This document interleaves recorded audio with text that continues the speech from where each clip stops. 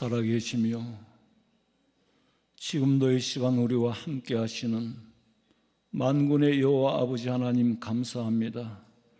우중이지만은 주의 성전에 올라가자 할 때에 기뻐했던 것처럼 교회에 오는 날이라서 기쁘고, 성전 문지기로 있는 것이 대궐에 사는 것보다 나은 줄 알고 예배의 은혜를 누리며 예배가 얼마나 즐거운 일인지 성령 하나님께서 이 자리에 임재하시어서 오늘 예배로 통하여 하나님 만나게 하시고 체험하게 하시고 가슴에 은혜를 허락하여 주시옵소서.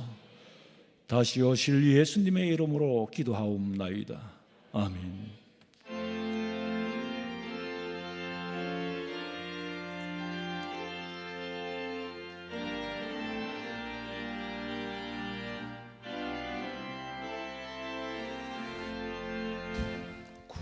구주와 함께 나 죽었으니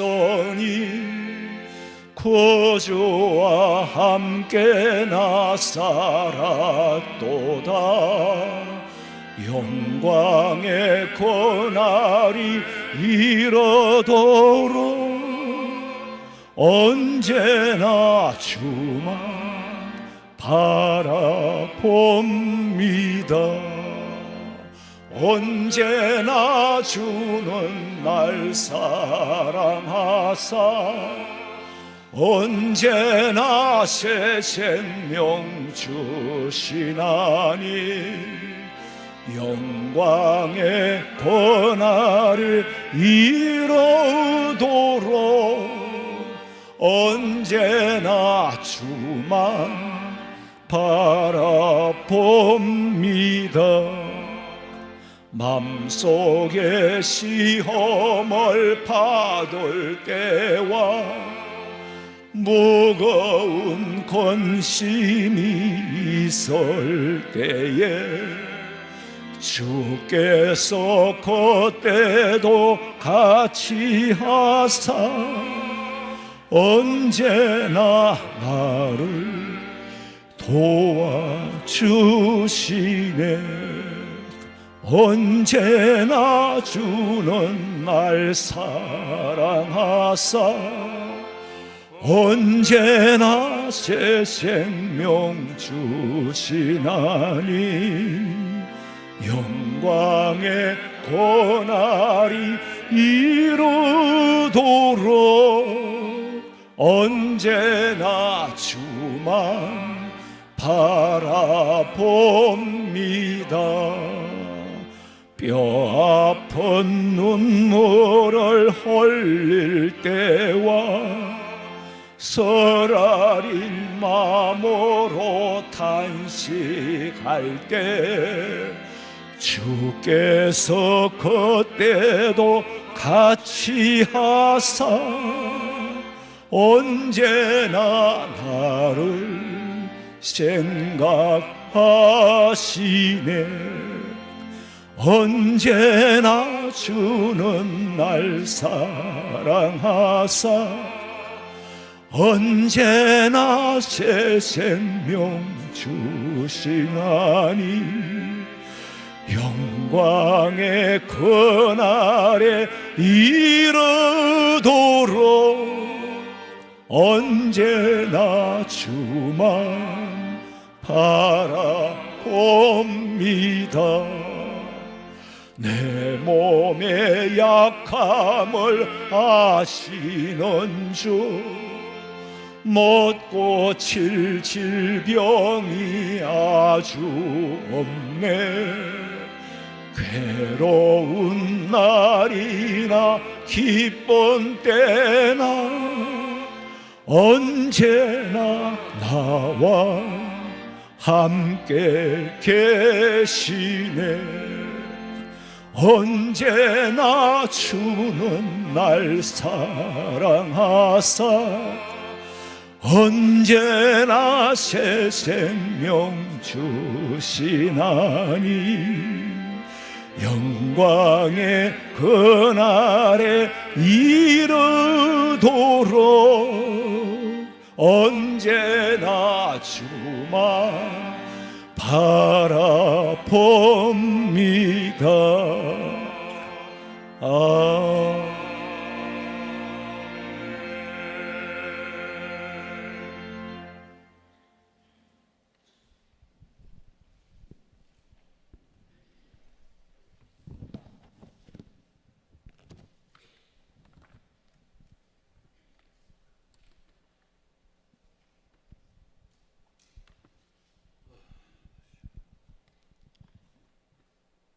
사랑과 은혜가 풍성하신 하나님 아버지, 오늘도 저희를 주님의 집으로 인도해 주시고 예배드리게 하신 은혜에 감사드립니다. 이 시간 영과 진리로 예배하게 하옵소서. 저희들 세상을 살아가면서 때로는 물질이 되고 때로는 자식이 우상이 되고 세상 가치가 우상이 되어 주님의 마음을 아프게 할 때가 많았습니다. 주님, 저희의 죄를 용서하시고 불쌍히 여겨 주옵소서.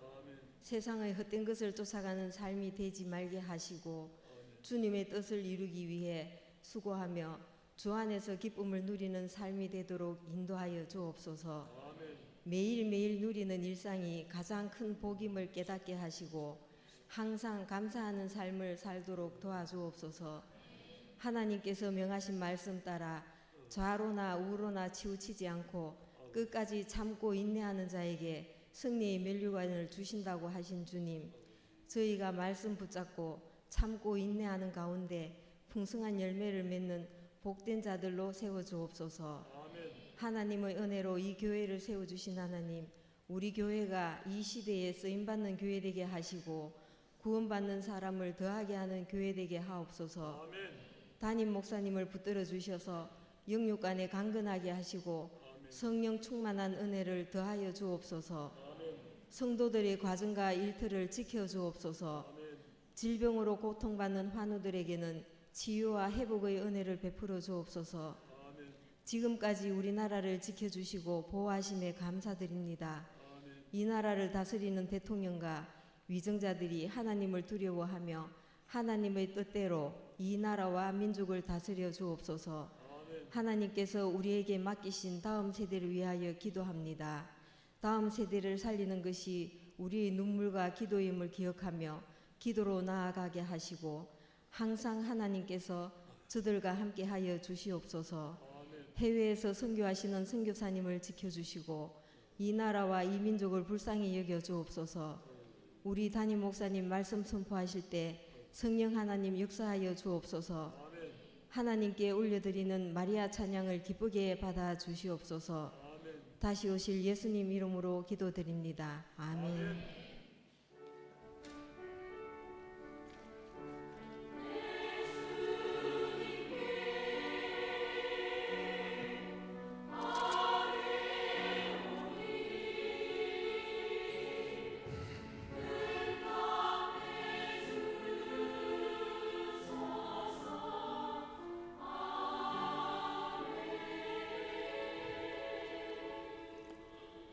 하나님의 말씀은 갈라디아서 3장 19절에서 22절 말씀까지 우리 다 같이 천천히 다 같이 읽겠습니다. 19절에서 22절입니다.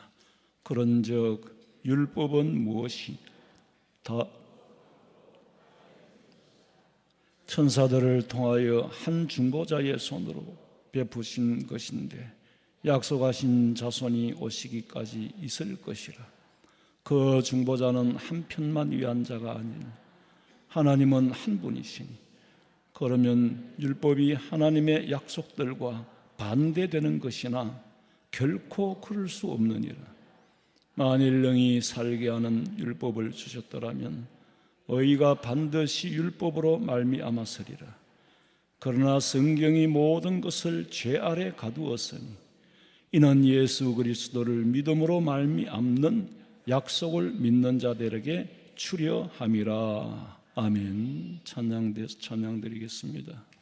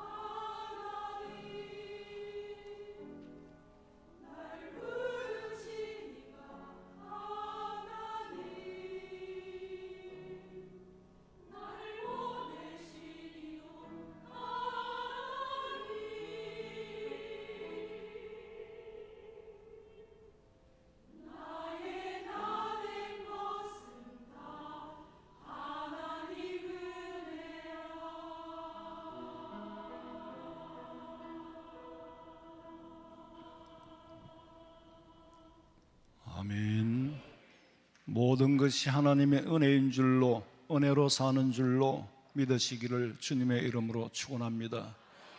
아까 제가 예배 올라오면서 우리 집사님을 만났는데 잠깐 간증을 하는데 시련이 많았거든요.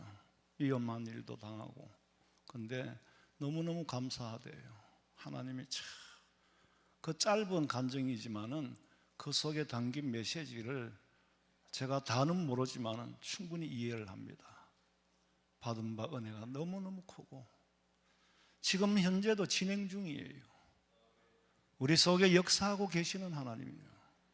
죽으신 분이 아니에요. 환난 가운데서 우리를 건져주시는 하나님, 그 하나님을 한 분도 빠짐없이 체험하시기를 주님의 이름으로 축원합니다. 저는 안 된 건 절대로 말을 안 하는데 좀 자랑을 좀 하고 싶어요. 이제 다음 주 되면은 아주 이게 앞에 잘 기억하세요. 화면 이거를 이 보라 이전 것은 지나갔으니 새 것이 되었도다. 이게 750만 원만 했으면 벌써 바꿨어. 여러분 생각에 어느 정도 할 것 같아요? 한 1,000만 원? 1,000만 원 같으면 벌써 했지.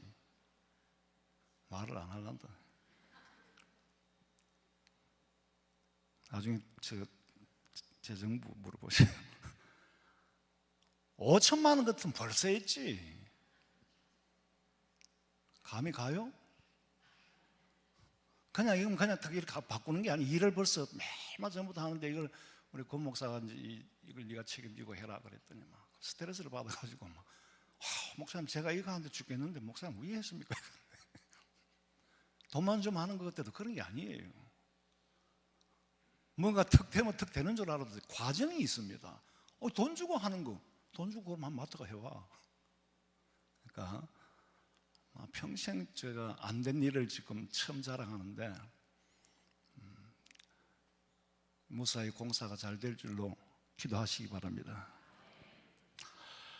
제가 오늘 이 갈라디아서를 읽으면서 이게 원래 교리 있었는데 암만 읽어도 이해가 안 돼요.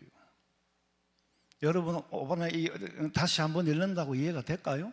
안 돼요. 아무리 읽어도 이해가 안 돼요. 그럼 저도 이해가 안 되는데 성도들이야 더 이해하기가 힘들겠죠. 제가 이 말씀을 이해하고 성도들에게 이해를 시켜야 되는데 그럼 굳이 그런 어려운 성경을 왜 해야 됩니까? 강해를 하다 보니까 어려움도 부닥쳐요. 다 어렵지만은 하나님의 성령께서 이 뜻을 이상하게 성령께서 뜻이 눈에 환하게 보이도록 하는 거예요. 성령의 역사가 아니고는 말씀을 해석을 할 수가 없습니다. 암만 읽어보셔야 할 수 있는가? 사도행전 8장에 보면은 에티오피아의 여왕 간다게라는 사람이 있어요.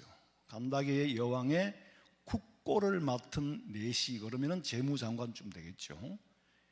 에티오피아의 재무장관쯤 되는 사람이, 근데 그 에티오피아 사람이 왜 그 예루살렘에 예배를 드리러 왔을까? 그 에티오피아 사람들 자기들은요 솔로몬 때에 무슨 섬싱이 있어가지고 유대인의 피가 흐른다고 생각을 해요. 그 좌우간 왔어. 예배를 드리고 마차를 수레를 타고 돌아가면서 성경을 읽는 거야. 이사야서를 읽고 있어. 그때 성령 하나님께서 빌립에게 말씀하시기, 야, 너 저 사람 성경 읽는데 가봐. 그래서 갔어요. 가서 보니까 이사야서를 읽고 있거든. 그래서 빌립이 하는 말이, 지금 당신이 읽는 거를 이해하냐 그랬어. 알고 읽나 모르고 읽느냐 그랬더니 하는 말이, 깨닫게 해주는 자가 없는데 내가 어떻게 깨달을 수 있겠습니까? 읽어도 못 깨달아요. 성령의 역사가 아니면은 스토리는 알 수 있지만은 의미는 알 수가 없어요. 그래서 성령의 감동으로 기록된 것이라서 성령의 감동이 없이는 성경을 해석을 못합니다. 자의적으로, 문자적으로, 문법적으로. 그럼 영역이 그거 없어요. 성령이 그거 있지 않습니다. 하나님의 말씀은 문자와 문법의 문맥에 갇혀 있는 게 아니에요. 오늘 성경에 보니까 율법이 더하는 것이 무엇이냐? 율법이 더하는 것이 무엇이냐? 율법과 은혜의 관계는 성경이 말하는 대로 반대가 아니다. 대립적인 문제가 아니다. 은혜도 은혜고 율법도 은혜고 근본적으로는 다 은혜로부터 시작된 거다. 그러면 왜 율법이 필요하냐? 은혜가 은혜 되기 위해서는 율법이 필요하다. 무슨 말이냐면은 아버지가 저한테 자동차를 한 대 사줬어. 얼마나 고맙습니까? 너무너무 감사하죠. 아버지 감사합니다. 그런데 너 운전하는 법을 알아야 돼. 면허증을 따야 돼. 그리고 교통법규를 지킬 줄 알아야 돼. 차를 작동도 할 줄 알아야 돼. 기아는 어떻게 넣고 매뉴얼을 알아야 이 차를 움직이고 이 차가 너를 편리하게 해주는 거지. 너 그거 모르면 이 차 갖다 부딪히면 네가 죽어. 그게 율법이에요. 은혜를 은혜로 누리도록, 자동차를 선물로 받았으니 선물로 누리도록 법규를 지키고 운전하는 법을 배우는 것이, 배워야 이게 은혜가 되지. 그렇지 않으면 은혜가 사망이 돼. 우리나라에도 법이 있잖아요. 국민들에게 법이라는 걸 덫을 놓아가지고 골탕 먹이려고 법이 있는 게 아니에요. 우리 정부가 우리 국민을 보호하기 위해서 만들어준 법, 우리는 그 법치 국가에 사니까 복받은 사람들이죠. 북한 사람들을 보세요. 뭐 중국에 가서 일을 하는데 돈을 뭐 전부 다 북한에 보내고 나머지 그 몇 달러도 중간에서 떼먹고 안 주는 거야. 그 지금 10,000명 이상이 뭐 10만 명이 지금 데모를 하고 난리가 났어요. 우리 방송에는 그런 거 전혀 안 나오지. 북한에 관해서 관심이 많으니까 이 알고리즘이 자꾸 그쪽으로 정치, 경제, 세상 돌아가는 데 관심이 많아요. 당연히 관심이 있어야지. 그래야 시대를 분별할 줄 알죠. 이게 성경이 말하는 그때구나. 저게 성경이 말하는 그 사건이구나. 국민 모두가 행복을 누리게 하기 위해서는 질서가 있어야 돼. 그 질서가 법이에요. 법은 사회 계약이잖아요. 빨간불에는 가지 마, 파란불에는 가. 이게 계약이에요. 그 법을 지켜야 모두가 행복하게 살아갈 수 있어요. 그 법을 어기게 되면 사고가 나고 그 법을 어기게 되면 사망사고가 생기겠단 말이에요. 만약에 여러분 법이 없는 무법천지라고 생각해 보세요. 무법천지. 법이 나를 보호해 주는데 법이 없으면은 완전히 약육강식으로 힘 있는 사람, 힘 없는 사람 다 때려 죽이고 다 빼앗을 거고, 법이 없으면은 차가 지그재그로 지 마음대로 댕기는 거예요. 중국 철령이라는 데를 제가 강의하러 갔는데 이유는 뭐 차가 또 무슨, 아니 물속에 있는 피라미드들도 때를 지어서 질서가 있는데 이건 질서가 없어요. 오는 차든 가는 차든 시장 바닥에 사람 걸어 다니는 것처럼. 아유, 이러면 사고 안 나나? 그러니까 많이 난대요. 안 날 수가 있습니까? 많이 나면 돼 이러냐? 그러니까 워낙 사람이 많아 죽어도 상관없다는 거예요. 주민등록도 안 돼 있는 사람도 많으니까 둘이 이상은 못하게 했거든요. 옛날에. 지금 아마 그 법이 풀렸나 모르겠어. 둘이 이상은 호적 신고 안 돼요. 워낙 많으니까 뭐 죽어도 상관없다는 거예요. 근데 외국인이 만약에 치였다, 이건 심각한 문제가 생기는 거예요. 사회 질서가 없으면은 우리나라도 마찬가지죠. 심각한 문제가 있을 거예요. 그렇다면은 법이 있어야 됩니까? 없어도 됩니까? 당연히 있어야죠. 도로교통법이 질서를 잡아줌으로 안전하게 운전할 수가 있어요. 법이 있고 법을 지킴으로 자동차가 내게 복이 되는 거지. 차만 하나 선물로 받았고 운전대를 한번 치워보지도 않았고 연수도 안 받고 연습도 안 하고 법규도 모르고 그러면 그건 화근이에요. 율법도 마찬가지로 우리에게 주신 큰 은혜를 누릴 수 있도록 법을 주신 거예요. 누리는 법을 주었다니까? 운전하는 법을 주었다니까? 그런데 율법을 이해하지 못하는 사람에게는 이게 은혜가 아니라 율법이 걸림돌이 되는 거예요. 법이 없는 사람, 법을 좋아하지 않는 사람, 도대체 왜 법을 만들어놨냐? 뭐 때문에 신호등을 만들어놨냐? 그걸 없애봐. 없애면 네가 제일 먼저 받쳐 죽을 거야. 율법을 이해하지 못하는 사람들에게는 율법이 걸림돌이 되는 거예요. 막상 없으면 어떻게 되는지를 몰라. 하나님의 법 밖에 있는 사람은 지 마음대로 살잖아요. 지 마음대로 살다가 지옥 가는 거예요.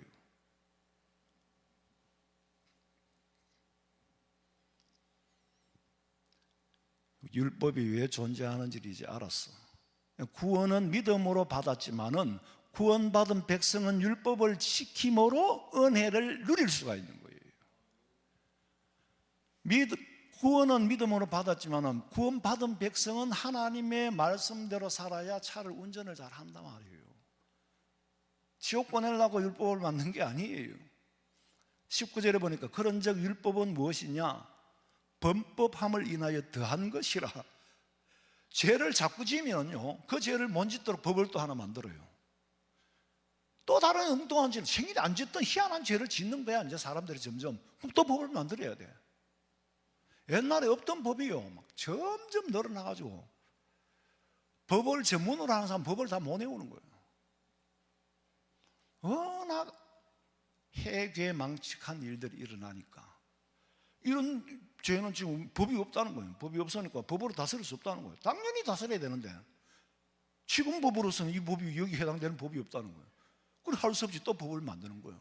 그럼 국회에는 지금 이 법안이 상정이 돼 있는데 통과 안 된 게 막 태상같이 쌓여 있는 거야. 범법함을 인하여 율법이 자꾸 더해지는 거예요. 그럼 법이 많으면 좋아요, 안 많으면 좋아요? 안 많으면 좋아요. 에덴 동산에서 아담과 하와가 범죄하지 않았다면은 그때는 법이 하나였어. 너 이거 먹으면 안 돼. 하나만 지키면 됐는데 그걸 어기다 보니까 십계명을 지켜야 돼요. 십계명을 해석한 게 지금 천지만지가 다 법이야. 타락한 세상에 법이 없으면은 더 타락하고 좌충우돌 부딪혀서 질서가 없어지는 거예요. 그러다 보니까 자꾸 법을 만드는 거예요. 나라를 누가 다스립니까? 법치국가에서는 법이 다스려야 돼요. 그런데 법을 무시하는 사람들이 있잖아요. 법을 집행하는 사람은 지 마음대로 뭐 지하고 해당 안 되는 거는 뭐 지한테 해당되는 건 지 밟아보는 거예요. 그건 법치국가가 아니지. 그러면 이 말은 죄를 지었기 때문에 점점 더 불행해지고 있는데도 죄를 죄인 줄 모르니까 결국에는 죄에 매여 죽을 인생이 되는 거예요. 죄에 매여 죽을 인생 편히 쉬기 바라나. 편히 쉬어집니까? 그래서 율법을 통해서 죄라는 것을 가르쳐 줄 때, 아, 이게 죄구나. 이게 죄구나. 내가 불행을 당하지 않으려면 법을 알려고 하고, 손해를 안 보려고 하면 법을 알려고 하고, 내가 범죄하지 않으려면 법을 지키려고 하고, 그렇게 살 때에 이 대한민국의 은혜로 대한민국 국민으로 살지. 이 자유 안에서도요, 법을 어기면 다 감옥 가야 돼요. 법을 어기면은. 그래서 율법이 없이는 은혜가 될 수가 없습니다. 법이 없으면 우리 집에 금덩어리를 많이 갖다 놔도 내게 아니에요.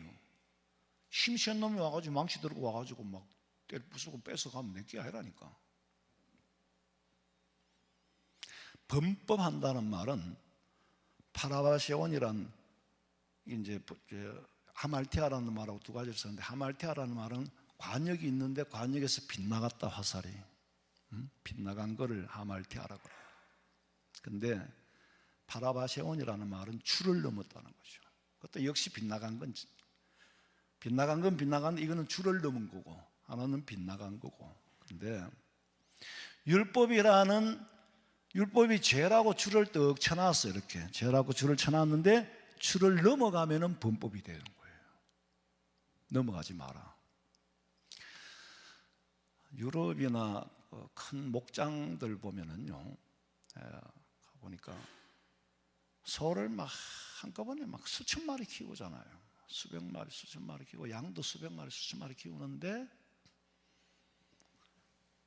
오늘은 요 울타리 안에서 뜯어먹게 하고 내일은 또 저쪽으로 옮겨요. 여기 풀이 많이 남았는데도. 또 저쪽으로 옮기고 고수 뜯어먹고 나면 요 망을 쳐놨다 또 줄을 걷으면 또 저쪽 가고 이렇게 빼 한 바퀴 도는 거예요. 그렇게 안 하면은 완전히 풀밭을 짓밟아가지고 엉망진창으로 만들어버리는 거예요. 오늘 뜯어먹고 풀이 남았어도 옮겨. 그럼 여기서 풀이 또 정상으로 자라는 거예요. 계속 다른 쪽으로 이동을 하는데, 소라는 짐승은요 참 희한한 게, 풀이 많이 자랐으면 한 곳에서 차례대로 알뜰하게 뜯어먹어 가면 좋겠는데, 옛날에 제가 꼴 뵈러 가면은요 꼴이 있으면은 막 뜨문뜨문 이렇게 안 베요. 앞에서부터 막 차례대로 막. 꼴 뵈러 안 가봤으니까 알 수가 있나. 꼴이 없어요. 꼴보다 소가 더 많은데 꼴이 어디 있어요?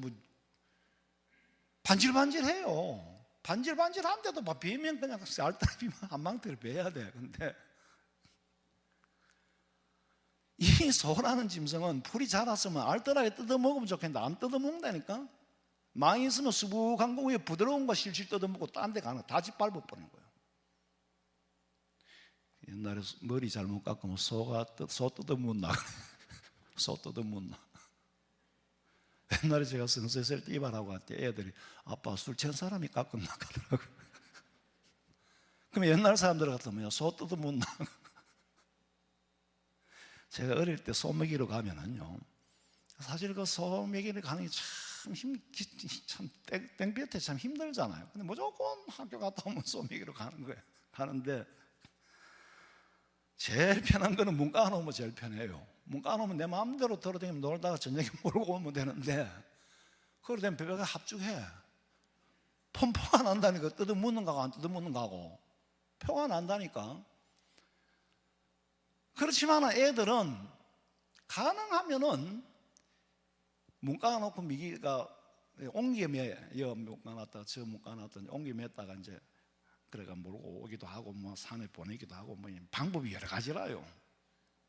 길거리에 서가지고 손 먹인다고 서 있으면 얼마나 지겨워요.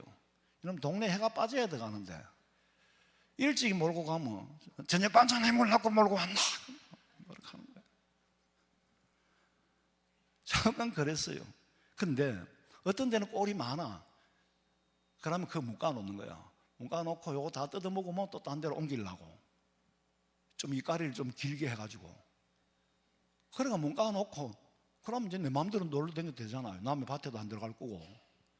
놀다 오면 이게 말이야, 있는 풀은 안 뜯어먹고 대충 뜯어먹고는 딴 데 가려고 몸부림 치다가 막, 이까리 알아? 이까리는 일본말일 거야. 소매는 줄이 있어 몰고 다니는 줄. 이거를 막 머리에 감고 다리에 감고 이거 처박개가 있는 것도 있고.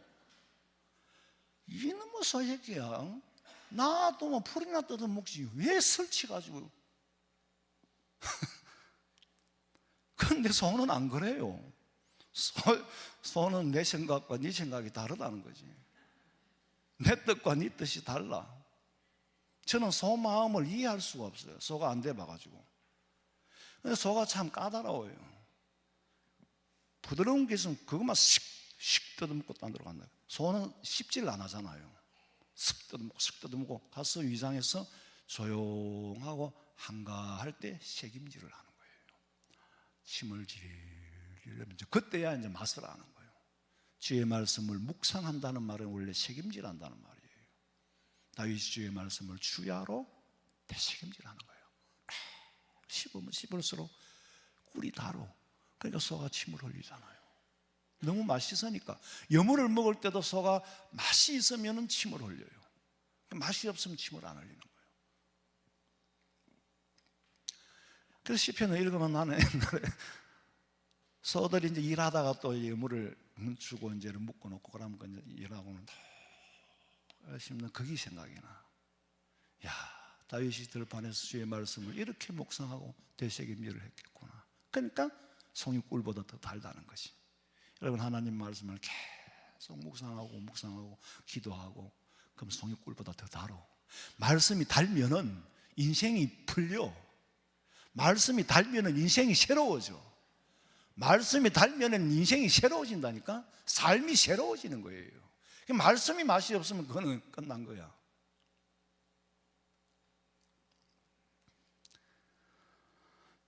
그래서 소가 줄을 이제 목장을 하는 사람들은 한 마리 먹이는 것처럼 그걸 못 먹이니까 전기를 넣어놓잖아요. 전기줄을. 전기를 넣으면은 건너가면 안 되는데 대이면 찌릿하거든. 깜짝 놀래요. 그러면 이제 넘을 수가 없지. 그래서 하나님께서 인간에게 줄을 쳐놓은 거예요. 율법에 줄을 쳐놓고 넘으면 죄야. 넘으면 죄야. 운전도 하다가 차선이 이탈하면 차선 위반 범칙금 내야 되잖아요. 그럼 위반을 안 하려고 하고 또 안 해야 사고가 안 나고. 사람에게도 도덕법이 있어서 선을 넘으면 안 돼요. 아, 이 사람이 선을 넘었구나. 정말 무서운 건 선은 안 넘어야죠. 선을 넘으면 사망에 이릅니다. 중규 감전되면 죽지. 살인하지 마라. 도둑질하지 마라. 죄의 값이 사망이다. 그러니까 우리가 인생 사는 것은 차선을 잘 따라가도록 훈련받는 기간이 광야 생활이고 이 세상의 인생인 줄로 아시기 바랍니다. 하루도 우리는 허투루 보낼 수가 없잖아요. 인생은 연습할 수 없이 내가 원튼 원치 않든 하루하루 갑니다. 하루라도 후회할 일은 안 만들어야죠. 저녁에 내가 오늘 하루 일과를 돌아봤을 때 내가 놀고 먹었나? 내 할 일을 했나? 그 후회스러우면 안 돼요. 그럼 인간이 인간이라서 뭐 어쩔 수는 없겠지만은 그러니까 가능한 노력을 하는 거죠.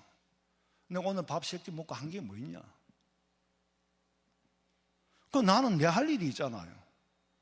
저는 제 할 일이 있어서 제가 열심히 해야지. 누가 알아주든 몰라주든 하나님이 알고 하나님이 알기 전에 먼저 내 양심이 알아요. 천국에도 가면은 질서가 있고 법이 있어요. 에덴 동산에도 법이 있었듯이 그 법을 지키는 사람이 천당을 가야 모두가 행복하지. 대한민국의 법을 다 잘 지키는데 외국에서 우리나라에 시민권 받았다고 법을 한 개도 안 지키고 대한민국의 법을 연습도 안 하고 적응도 안 된 사람이 오면 대한민국 개판돼 버려요. 그러니까 최소한의 우리나라의 국적을 따려고 그러면 시험을 쳐야 되잖아요. 우리는 이 땅에서 천국 가서 천국의 시민으로 살 연습을 하는 게 광야 기간이란 말이에요. 도덕적 규범도 있고 율법을 알아야 죄가 뭔지를 안단 말이에요. 왜냐하면 우리 양심은 법이에요. 하나님께서 우리에게 주신 양심이 법이라고. 남이 죄락한다고 죄가 되는 게 아니고 내가 아니락한다고 아닌 게 아니고 자기 양심은 못 속이잖아요. 양심에 끌리는 일을 하면 안 되지. 인간에게 마지막 최후의 보루 하나님의 형상이 우리에 아직 남아있는 게 양심이에요. 양심이 깨끗한 사람은 죄가 많이 보이고 양심이 흐려져가 깨끗이 더럽혀져 있는 사람은 죄가 눈에 안 보이는 거예요. 양심도요, 깨끗해야 더러운 줄 알고 깨끗한 사람이 죄인 줄 알지 양심 자체가 더러워져 있으면 더러워도 더러운 줄을 몰라요. 더러움을 모르게 된다는 거예요. 제가 옛날에 중국 천령에 아까 그랬죠? 천령에서 이제 강의를 마치고 이제 워낙 오래돼서 천령이라고 말해도 괜찮아요. 지금도 뭐 어느 그 나라를 얘기하기는 곤란한 그런 데도 있겠는데 거기서 이제 강의를 마치고 그거는 바로 간 비행기가 없으니까 베이징으로 와야 돼요. 베이징까지 오는 기차를 탔는데 도저히 더러워가지고 그러면 천령역부터 더럽더라고. 도시는 말할 것도 없고. 얘기 좀 더럽지만 내가 얘기 한번 해볼까요? 300만 인구인데 그게 소도시래. 근데 여기는 간이역이기 때문에 서서 오래 안 있는데 빨리 기차 타야 된다는 거야. 그래서 여기 미리 가서 기다리는데 화장실을 한번 가봤어요. 세상에 화장실에 갔더니 저쪽 벽을 보고 남자들이 소변을 쭉 입사표 변기는 아예 없고 그거야 옛날에 우리도 없었잖아요. 이쪽에는 도랑을 파놓고 문 하나도 없어. 도랑을 파놓고 떡 앉아가 앞에 사람 뒤에 사람 변을 보는 거예요. 사람 하나 더 가면 앞에 땡겨 앉고 나란히 앉아가지고 근데 나왔다가 그다음 어떻게 처리했는가 가보니까 수시로 이제 좀 많다 싶으면 여기 밸브가 있더만 이렇게 툭 여기까지 쫙 시켜내. 아직 어떤 사람은 또 아직 현재 진행 중이고 참 나는 미안하지만 그 사람들은 걸레하고 이거 행주하고 구분이 없대. 근데 얘기가 좀 빗나갔습니다만은 그 기차를 탔는데 도저히 앉지를 못하겠네. 너무 더러워가지고. 그런데 웃기는 건 5분만 지나니까 아무 문제가 없다는 거예요. 5분만 지나니까 앉게 되고 앉아있는 눕게 되고 아무 문제가 없어요. 더럽혀진다는 게 이거구나. 인간은 환경에 그렇게 적응하게 돼 있어요. 그렇게 더러운 세상에 사니까 더러운 줄 모르는 거예요. 깨끗함이 있어야 더러움을 아는데 깨끗하지 않는데 양심도 애초에 더러운 사람은 더러운 줄을 몰라요. 더러운 사람하고 같이 놀면 같이 더러워져. 그러면서 더러운 줄 몰라. 그러니까 똑같다. 유유상종이다. 더러운 사람하고 놀지 마세요. 그럼 같은 사람 돼요. 그래서 우리가 하나님의 법을 알고 하나님의 법을 가르치고 하나님의 법을 배워야 되고 지켜야 되고 그 다음에 또 하나 비유로 말씀드리자면 거울이에요. 여러분 거울이 있어야 자기 얼굴을 보지요. 거울이 없으면 내가 암만 내 얼굴을 보려고 해도 못 봐요. 옛날에 청동구리 거울이 있었잖아. 그러니까 성경에 지금은 거울로 보는 것이 희미하나 말씀드렸죠 저번에? 왜 희미하냐? 그 당시에는 청동구리 거울이기 때문에 나 이스라엘 박물관에 가서 봤어요. 보고 내가 그때야 깨달았어. 이 시대의 거울은 이렇게 희미하게 보였기 때문에 성경에 지금은 거울로 보는 것처럼 희미하나 나중에는 눈과 눈으로 보는 것처럼. 지금 거울이 다 있으니까 똑같이 보이잖아요. 각도에 따라서 다르게 보이고. 옛날에 우리 고향에 내 친구 집에는 거울이 없었어. 거울이 정식으로 있는 집들도 있지만 없는 집도 많았어요. 그럼 이제 거울이 깨지면 갖다 버리잖아요. 그럼 깨진 거울을 벽에 갖다가 붙이는 거예요. 붙이고 이렇게 보는데 우리 친구 아버지가 이제 깨진 이제 거울 쪼가리를 하나 얻어왔어. 주워와가지고 어디 자기 이름을 부르면서 아무개 얼굴이 길이가 이렇게 말처럼 기니까 내 복이 없구나. 말상이라가 복이 없구나. 삭부라 삭부라. 우리 천장로님은 알아요. 삭부라 삭부라. 자기 얼굴 처음 봤대. 처음 보니까 얼굴이 너무 길단 말이야. 그러니까 내가 이렇게 복이 없구나. 내가 그 친구한테 아무개야, 그 친구 이름이 희수예요. 희수야 가설극장에 왔는데 가설극장에 영화 구경하러 가자 하면서 주고 돈을 안 주는데 어떻게 가? 아버지 돈 주있어. 아버지 나도 영화 구경하러 가 돈 주있어 하니까 하는 말이 자고 일하면 똑같다. 갔다 온 놈이나 안 갔다 온 놈이나 자고 일하면 똑같다. 참 독짓는 노인 시대에. 그러니까 옛날에는요 우리는 그 시대에서 맛을 봤고 지금 이렇게 잘 사는 시대까지 살고 있잖아요. 이게 얼마나 오래 갈까 그게 걱정이에요. 예? 며칠 전에 추경호 국무총 경제총리가 전화가 왔어요. 아니 총리 하는 사람 바쁜데 전화는 왜 전화했어요? 그러니까 목사님 연말에 총리 내려놨습니다. 하더라. 그래요. 잘 내려놨다. 그 골치 아프잖아 그거. 총리가 뭐 잘 살게 해줄 수 있습니까? 선거 때가 됐는가 목사님 예배드리러 한번 갈게요 하더라. 예배드리러는 오고 딴 거 하려고는 오지 마라. 예배드리러 온다는데 내가 전도할 기회가 생기니까 약속을 지키나 안 지키나 보고 안 지키면 거울이 있어야 나를 본단 말이에요. 근데 그마저 자기가 자기를 보기 싫을 때가 있어요. 너무 못생겼어. 두 번째는 안 씻었을 때 그걸 보기 싫은 거예요. 아예 씻지 못할 바에 아예 안 보는 거예요. 그리고 세 번째는 너무 속이 상하고 내가 싫어질 때가 있어요. 그럼 거울을 안 봐요. 옛날에 얼른 들으니까 뭐 유행가 가사에 거울도 안 보는 여자, 여자가 거울 안 보면 그거는 사실은 끝난 거예요.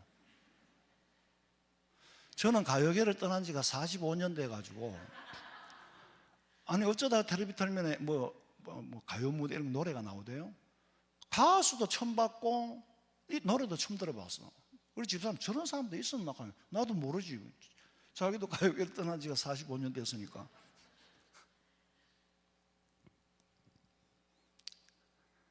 거울을 자꾸 보는 사람은 자기 얼굴이 예쁘다고 생각하는 사람은 자꾸 봐요. 자기를 사랑하는 사람은 자기 거울을 봐요.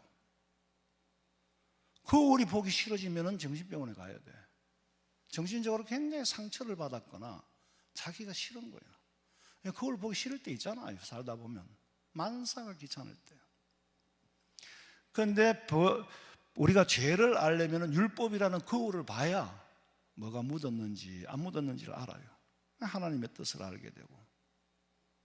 미국의 그 인류학자 룻 베네딕스라는 사람이 그 국화와 금이라는 책을 썼는데, 그 사람은 미국 사람이면서 일본 문화에 관심이 많아가지고 일본 문화의 전문가예요.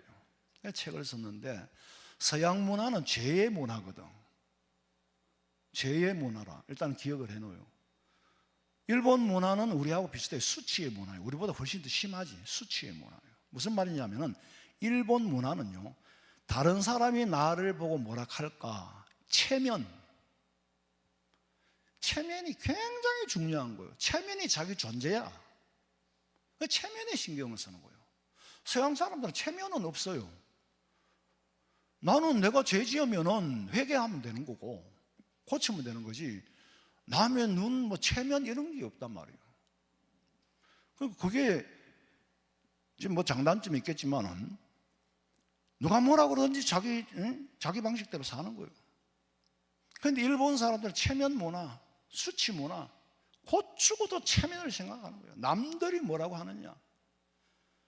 그래서 일본 사람들도 우리나라 사람나 뭐 일본에 가서 살아보진 않았으니까 모르는데, 그 책을 보면은 우리나라, 내가 속으로 우리도 이런데 그런 생각이 들더라고. 결혼식을 시키면은 막 있는 거 없는 거 막 그냥 기둥뿌리 다 뽑아가지고 혼수를 서로 주고 받는 거야. 우리나라도 옛날에 그랬어요. 뭐 혼수 온다 그러면 온 동네 사람 다 모여. 뭐 해왔노? 남의 집에 뭘 해오든 뭔 그렇게 관심이 많어.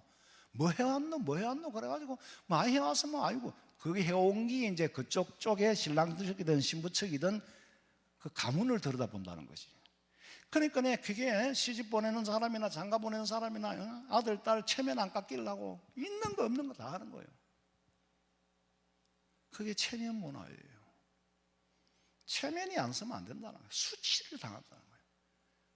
그러니까 우리는 많이 모내가 오고 많이 모내주는데 사람들이 동네 사람 구경하러 오면 넘사시럽다고 그때부터 구박을 하는 거야 이제. 아주 그건 여러분, 문제는 죄라고 하는 의식이 따로 있어야 되는데 죄라는 의식은 없고 체면만 있는 거예요. 체면이 기준이에요. 이거는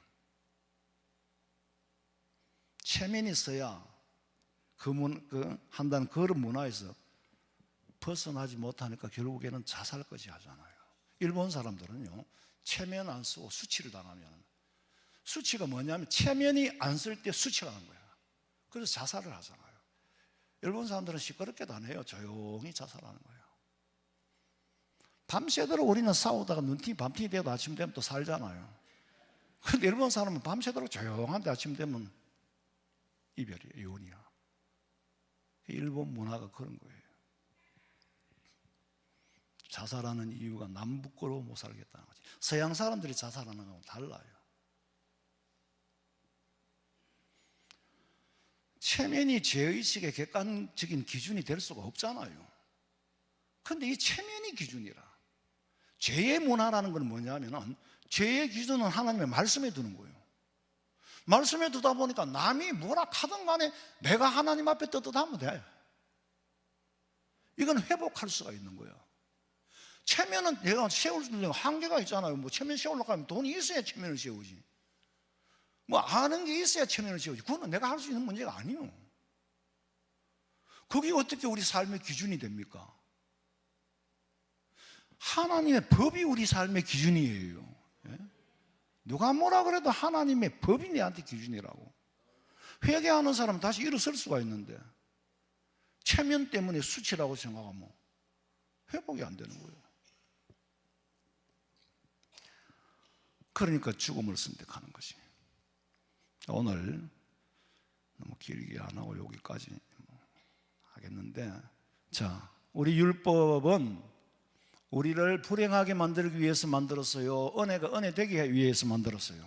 은혜가 은혜 되도록 하기 위해서 만드신 줄로 믿으시고, 체면보다 체면이 죄의 기준입니까? 하나님의 말씀이 기준입니까? 하나님의 말씀이 기준이다. 여기까지만 하고 기도드리겠습니다. 하나님 아버지, 감사합니다.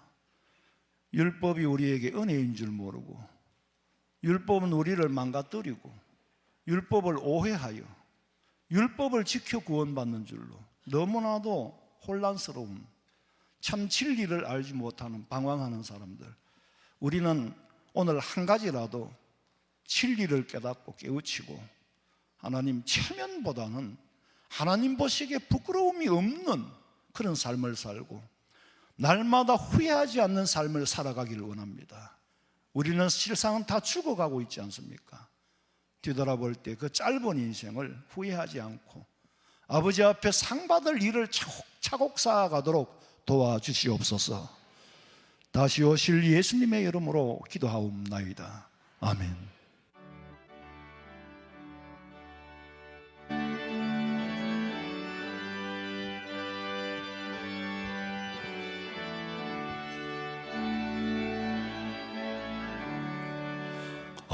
내 맘속에 참된 평화 있네. 주 예수가 주신 평화. 시험 닥쳐와도 흔들리지 않아. 아귀하다 이 평안함.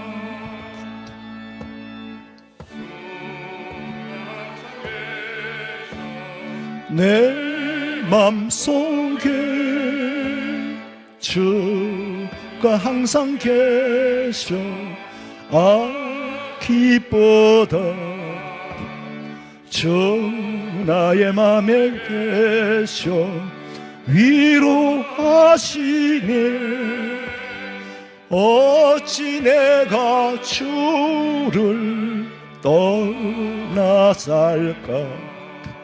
이 귀한 평화 내게 바꿔보니 내 슬픔이 사라지고 마음의 기쁨 넘쳐 주를 찬양하네. 평화의 임금 예수. 주가 항상 계셔. 내 맘속에 주가 항상 계셔. 기쁘다 주 나의 맘에 계셔. 위로하시네. 어찌 내가 주를 떠나 살까. 주 날개 아래 내가 사는 동안 이 보배를 빛내리라. 기쁜 그날이와 주를 만나 뵐 때 그 평화 영원하리. 주가 항상 계셔. 내 맘속에 주가 항상 계셔. 기쁘다 주 나의 맘에 계셔. 위로하시네. 어찌 내가 주를 떠나살까. 예물 드렸습니다. 기도드리겠습니다. 하나님, 날마다 감사하며 살기를 원합니다. 아버지께서는 감사를 주셨지만은 감사할 줄 모르고 감사할 수 있는 믿음이 없고, 그래서 하나님은 감사가 줄어들까 두렵습니다. 감사를 찾아서 감사할 때 날마다 감사하는 행복을 누리고 감사할 일들이 끊임없이 일어나게 해 주시옵소서. 온전히 드리오며 다시 오실 예수님의 이름으로 기도하옵나이다. 아멘. 지금은 우리 주 예수 그리스도의 은혜와 하나님 우리 아버지의 그 놀라우신 사랑과 성령의 위로하심과 교통하심이 주의 전에 나와 예배하고 돌아가는 성도들의 머리 위에, 가정과 직장과 사업장 위에 지금으로부터 영원토록 함께 있을지어다. 아멘. 아버지 믿습니다. 아버지 감사하게 하시고 하루하루 후회하지 않게 해주시고, 아버지여 표적이 나타나게 해주시옵소서.